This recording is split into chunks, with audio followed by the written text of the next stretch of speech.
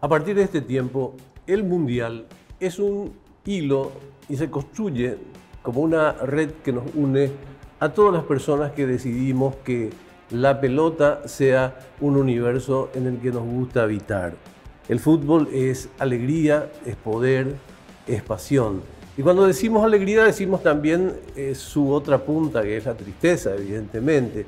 Porque de alguna manera el fútbol es nuestro biorritmo, una especie de electrocardiograma que tiene arribas y abajos y que define, aunque muchos no quisiéramos reconocer, nuestro humor de cada semana. Como diría mi contemporáneo Calamaro, somos de la quinta que vio el Mundial 78 y el fútbol realmente construyó mucho de todas nuestras vidas, no importa que seamos grandes o chicos. Hoy estamos con dos grandes que construyeron una sensación de emotividad muy fuerte en sus respectivos clubes y que se tributaron para la selección nacional.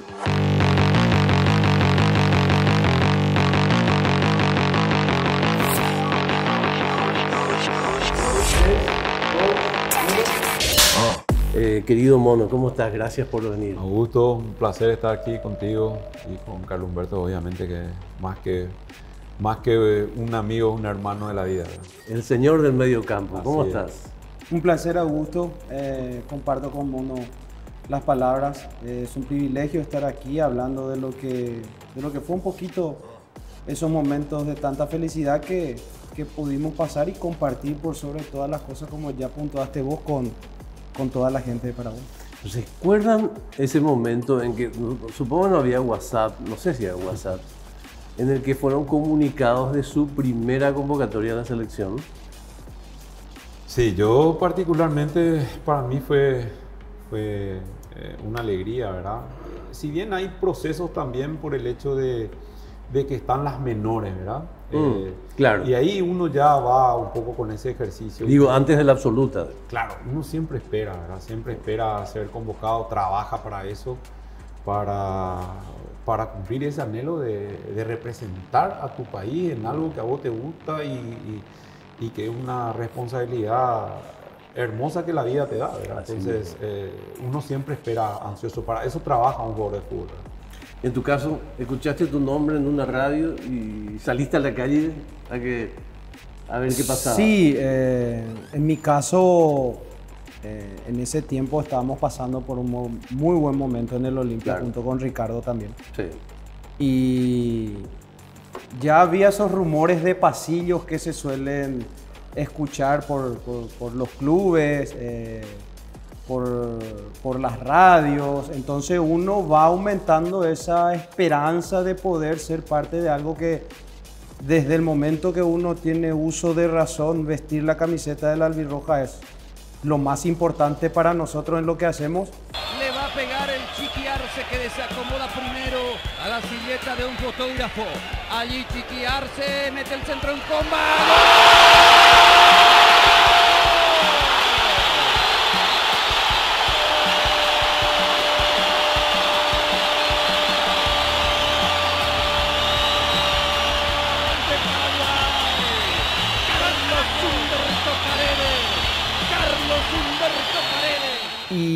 Y eso crecía cada día más, se dio en mi caso en el 97 por primera vez y es como que cuando por primera vez, cuando sos niño, te viene un regalo de los Reyes, es una alegría indescriptible. Bueno, se diría que es casi como todas las primeras veces. Sí. Ya después de más grande también, ¿verdad? Así es. Sí. Ahora, ustedes ambos son gladiadores. No les voy a preguntar sobre la presión, porque la presión ya la vivieron en el fútbol nacional. ¿Cuántos clásicos tienen cada uno de ustedes? A mí me tocó 33 clásicos jugar. Le va a pegar Patito Aquino. Se va Aquino. Tabarelli. El Mono El Mono Tabarelli, después Gamarra tira fuera. Ricardo, el Mono Tabarelli, se hace figura, se agiganta en el Superclásico y volcado sobre el parante derecho, le para el penal a Patito Aquino. No diga por favor cuánto ganaron y cuánto... ¿Y vos cuántos clásicos tenés? No tengo, nunca tuve contabilizaste. El deseo de contabilizarlo, nunca me preocupé por eso, pero fueron varios, bastantes. Amarilla arriba, subió Sánchez para cabecear, se mueve Carlos Humberto, va al centro de Monjes, golpe de cabeza. ¡Gol de Olimpia!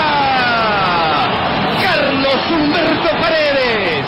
Igual contá cuánto ganado y cuánto. 16 ganados, 7 perdidos y 10 empates. Les pregunto sobre esto porque quiero que me ayuden a distinguir lo que es esa máxima emoción de entrar a un campo de juego en un clásico Cerro Olimpia versus entrar por primera vez a participar en una Copa del Mundo. Bueno, de hecho que los dos despiertan pasión, emoción, pero cuando representas a tu país, yo puedo decir, lo repito siempre, ¿verdad? Ya acá un poco de maduro, pero cuando se entona el himno... Y es otro piní. Sí, te pasa tu vida en segundos.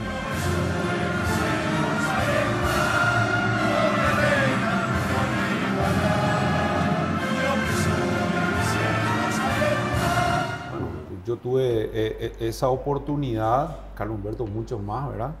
Pero cuando a mí me tocó jugar un partido en el Mundial, me pasó mi vida en segundos. Y uno tiene sentimientos encontrados, quiere reírse, quiere llorar. Te pasa tu vida desde que vos tenés uso de razón hasta ese momento, te acordás de todo. Increíble, sí, increíble. Carlos Es un regalo de la vida, ¿verdad? Sí, es un poco un premio, así como dice Ricardo.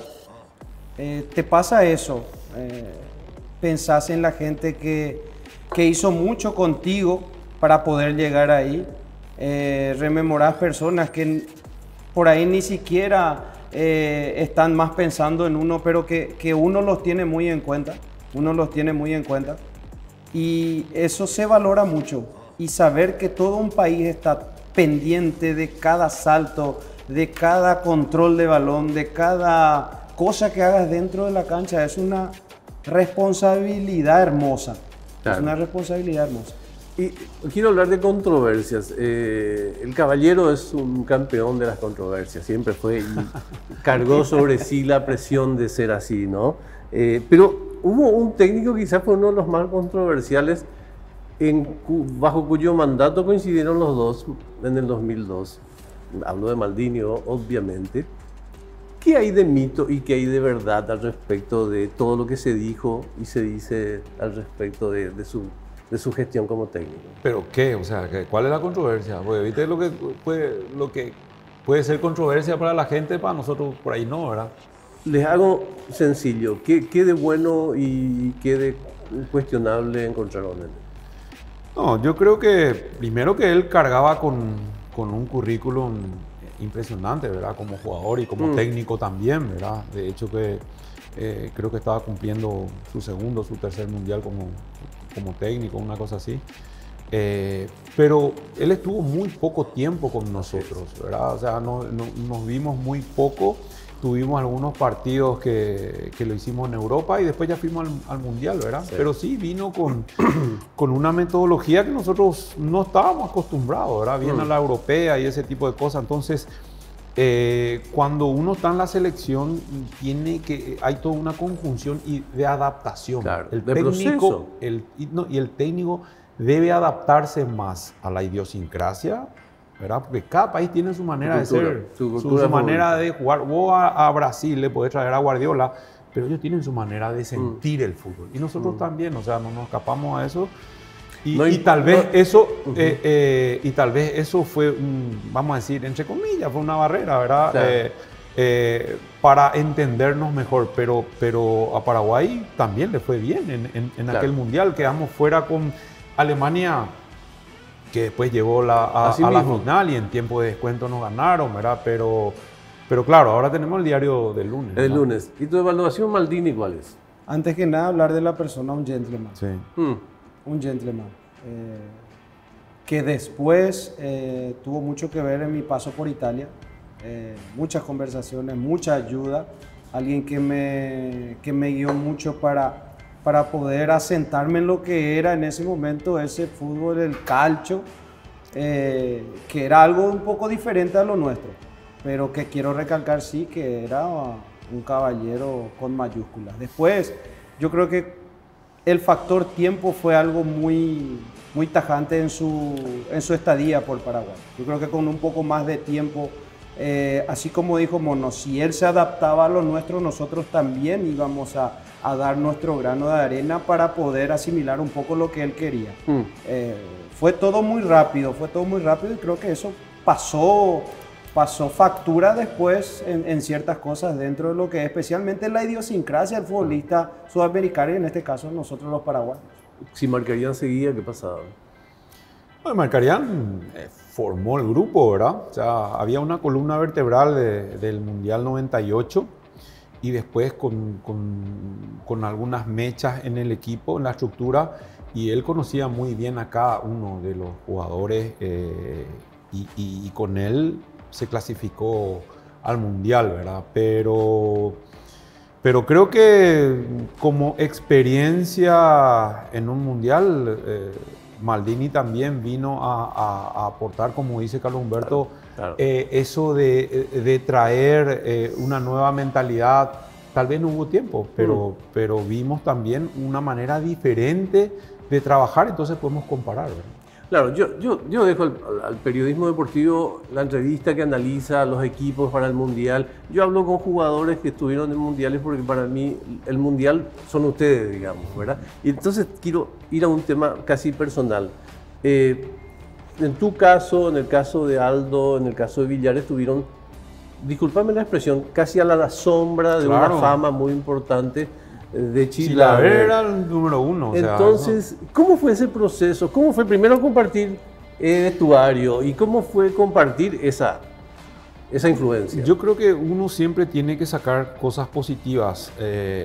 Claro que uno quiere jugar, pero yo lo veía como una cuestión de aprendizaje, ¿verdad? O sea, como aprendizaje, aprovechar, primero agradecer el hecho de poder estar, de poder compartir y de poder sacar experiencia y eso volcarlo. O sea, yo soy muy observador. Primero me gusta mucho observar el comportamiento social, ¿verdad? Y cómo se maneja cada tipo de persona que a mí que yo considero que tiene cosas positivas. Y bueno, nosotros hicimos eso, ¿verdad? Tratar un poco de aprender de las experiencias de José Luis Chilaver, un número uno, un líder nato y que supo también liderar esa selección en varios aspectos, futbolístico y como líder también de vestuario, ese tipo de cosas. Entonces, esas cosas te dejan enseñanza para después vos aplicarla en el eventual caso que consideres, ¿no?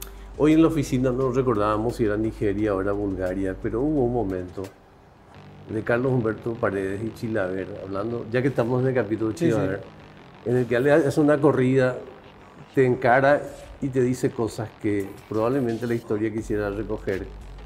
¿Qué te dijo? Sí, me acuerdo bien en esa jugada que estás Era un ahí, sí, ese fue el empate de Nigeria. Fue en la jugada del empate de Nigeria, que por ahí la gente de afuera interpretó mal. En ningún momento fue un reclamo a mal, sino que fue un reclamo a despertarnos un poquito, a ponernos un poco más las pilas, siempre en esa jerga futbolística que es muy peculiar dentro de la cancha, que es muy distinta a lo que hablamos hoy acá frente a la cámara, francés ahí, claro. Y era más voces de aliento siempre. Yo muy pocas veces he recibido improperios para mal, que se entienda bien. Siempre fueron como para poder corregir el error que estaba cometiendo y para poder superarlo. Pero se podría englobar en lo que es el sermón de un veterano a un mitaí. Un correctivo positivo. Ok. Hablando de puteadas, no fue en un mundial, pero fue una puteada mundial, mono, aquello de ¿qué querés acá? Bueno, pero eso fue... Ya sé que fue otro lado, pero esa fue una puteada que tuvo repercusión mundial, ¿eh? Claro, sí, sí, y en todos lados me hacen recordar, pero como decía... Era de putear mucho en la cancha. Sí, ¿no? claro. Sí. Y lo que pasa es que la gente también confunde, cree que los jugadores, como todo grupo humano, o sea, en el grupo humano de ustedes de trabajo también hay, me imagino, correctivos, ¿verdad? Claro, hay que poner Lo que temperamento. pasa es que el jugador está mucho más expuesto, pero lo bueno del fútbol y de los jugadores de fútbol, que son lo más noble y más sano que hay en el fútbol, para valga la redundancia, termina el partido y nos pasamos, Sí. o sea, el hecho de dar todo, eso no se negocia. O sea, eso sí, en un vestuario vas a tener problemas con los líderes cuando vos no das todo lo que tendrías que dar. Después puedes perder un juego, puedes patar, o sea, es parte, ¿verdad? Y a No ni- siempre va a ganar, no siempre va a Y a perder. nivel bueno, lo que acabas de decir me convoca a una pregunta. A nivel de clubes clásicos, ¿tuvieron amigos en Cerro? ¿Ustedes Sí, claro, frecuentaban? Totalmente, Claro. siempre, hasta Es muy, ahora. es muy buena, son muy buenas esas historias porque nos encontramos cada tanto. Claro, es una especie de arte de representación. La gente se va a la casa con la cabeza de que estos son enemigos Sí. No, que no. si se encuentran Adversarios, ni Es siquiera parte del rivales. morbo de la gente. Claro. Ni siquiera rivales, adversarios. ambos se imaginan lo que es estar 12 años fuera del mundial. Como Triste. estamos viviendo ahora. Triste porque tuvimos no sé si la palabra correcta es mal acostumbramiento Así es. a ir seguido. Mm. Y como que no ir nos descolocó un poco, a todos. Nos descolocó un poco y nos puso un poco esa señal de interrogación. ¿Cuándo se va a volver a dar? Y es una responsabilidad que está pesando hasta ahora. En el caso de ustedes esta pregunta no es hablar con el diario El Lunes. En el caso de ustedes hablar con expertos, de gente que vivió, de sabe cuánto pesa la copa de un campeonato. ¿Por qué no nos fuimos, mono? Yo creo que porque, no sé, a mi entender, ¿verdad? Con el diario del lunes siempre es mucho más fácil. No se supo qué es lo que se quería, entonces nunca va a entender lo que está encontrando, ¿verdad? O sea, yo creo que se eligieron mal los técnicos y cuando estuvieron los cuerpos técnicos en el momento que deberían de haber dado el giro, no lo hicieron y después tuvieron la oportunidad de mantener a un técnico, en el caso de Chiqui Arce, y lo sacaron para tomar decisiones y sostuvieron unas estadísticas por una cuestión yo creo que no, objetivamente uno no entiende, ¿verdad? Entonces, pero bueno, o sea, yo creo que sobre eso también se aprendió y hoy se tiene un cuerpo técnico estable y yo creo que Paraguay va a clasificar en el próximo Mundial. Hay 6 lugares y medio. Con este cuerpo técnico Sí. y con esta política de la APF de ahora de mantenerlo, yo creo que Paraguay va a clasificar. Creí verte ayer en un flash, así viendo vuestros vídeos, en un flash en el que no estaban hablando precisamente de Flores con Guillermo en Sí. algún partido de Boca. Sí, no. ¿Eso fue un penal? No, fue terminando el famoso partido contra Boca y él había entrado recién, ¿verdad? Entonces tuvimos ahí un pequeño agarrón. Una pequeña electricidad. Lo que pasa es que la gente también tiene que entender que el fútbol es mucho de psicología. Sí, cuando ¿verdad? vos decías, acabas de decir, es un trabajo. Es cierto, es un trabajo, pero no es lo mismo que yo le diga a alguien, che, lleva este papel a la otra oficina. No, claro. Los nervios son distintos. Claro. ¿Y a vos qué te parece, Carlos Humberto? En proceso? cuanto a Si la quieren primera... hablar del 2026 Sí. y este equipo que está siendo liderado por Guillermo también. No, en cuanto a la primera pregunta, yo siempre tuve un sueño desde que empecé a jugar al fútbol y especialmente cuando empezaba a sentirme que me iba a retirar. Alguna vez llegar a ser entrenador de la selección paraguaya. ¿Por qué? Porque yo creo que el entrenador de la selección paraguaya debe ser paraguayo, sin estar en contra del extranjero que viene a dirigir la selección paraguaya, que quede bien claro. Exacto. Nadie está en contra, al menos yo no estoy en contra del extranjero que viene a dirigir la selección paraguaya. Soy de la idea de que un paraguayo debe Ok. dirigir la selección Que se paraguaya. debe instalarse como una ¿Por qué? tendencia. Porque conoce nuestra idiosincrasia, sabe lo que es nuestro tereré, nuestro asado, nuestra familiaridad dentro de lo que es el mundo futbolístico en Paraguay, y esas cosas suman mucho para nosotros.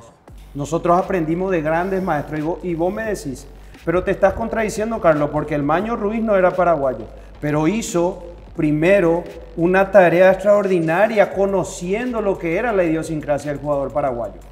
Estuvo con don Luis Cubilla, después dirigió los clubes. Lo mismo pasó con Carpegiani.